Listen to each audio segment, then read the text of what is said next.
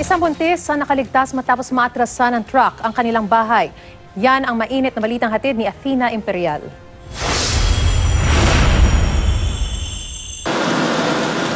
Pasado alas 4 ng hapon kahapon sa kasagsagan ng malakas na ulan, naatrasan ng 10-wheeled truck na ito ang isang bahay sa Dulalia Street, Barangay Lingunan sa Valenzuela City. Paahon kasi ang truck na puno ng mga tabla ng hindi na nakayanan ng makina nito at huminto. At dahil nasa paakyat pa ring bahagi ng kalsada ang truck, dumausdos ito at umatras hanggang tumama sa bahay ni Mrs. Melinda Fortaleza na 9 na buwan pa namang buntis. Kwento niya, mabuti na lang daw na nasa banyo siya nang bigla na lang siyang nakarinig ng malakas na kalabog na yumanig sa buong bahay. Sabi ko, sana ako lalabas, wala akong ibang daanan.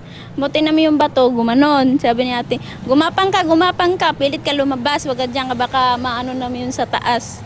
Gugo. Ayun, gumapang ako dyan. Agad na itinakbo sa pagamutan si Melinda dahil tumigas ang tiyan nito matapos ang sinapit sa insidente. Inoobserbahan ang kalagayan ng sanggol at ng ginang. Ayon sa mga residente sa lugar, sa Dulalia Street daw nagsushortcut ang mga truck papuntang MacArthur Highway galing sa North Luzon Expressway, lalo pat walang babayarang toll fee dito, di gaya sa ibang lagusan papasok ng Valenzuela. Nung binabagtas ng truck ang kalsada, napansin na rin na hirap ng umahon ang nasabing sasakyan. Kausap mo ba yung driver nitong 10-wheel truck nung pagkatapos nung banggain niya itong bahay? Oo, nakausap namin. Kaysa daw marami madamay, yan na lang pinili niya.